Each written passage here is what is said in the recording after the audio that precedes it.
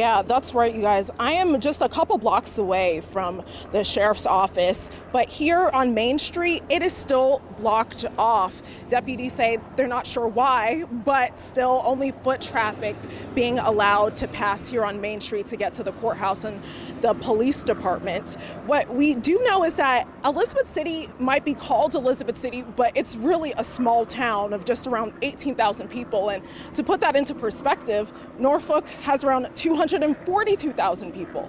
So even though there's a lot of action going around the sheriff's department, this is something that's being felt all across the community very deeply. Muddy waters is how some may describe the atmosphere in Elizabeth City. It's also where you can get a great latte. I feel like being at the store has been like a front row to the apocalypse of the city. It's like you're seeing everything. It's like being in the Twilight Zone. The coffee house is just 2 blocks away from the Pasquotank County Sheriff's Department and the protesters who've continued to rally outside.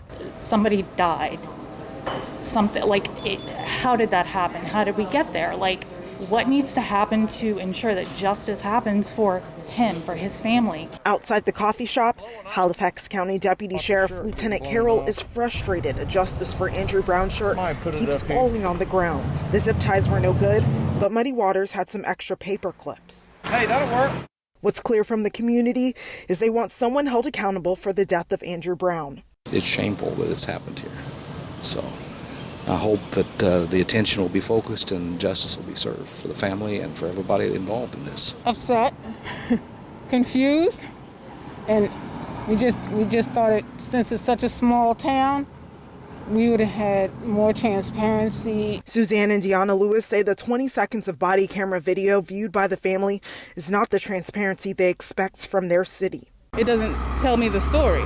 Like, nothing leads up to this 20 seconds. Nothing is shown after this 20 seconds. Like, it needs to be more. People say they want more to be done in Elizabeth City and around the country. Dante Wright and George Floyd and I don't know her name, the 16-year-old girl, because she had a knife, so they had to shoot her a bunch of times. It just doesn't make any sense. But life's not perfect, and I know we have a problem in this country.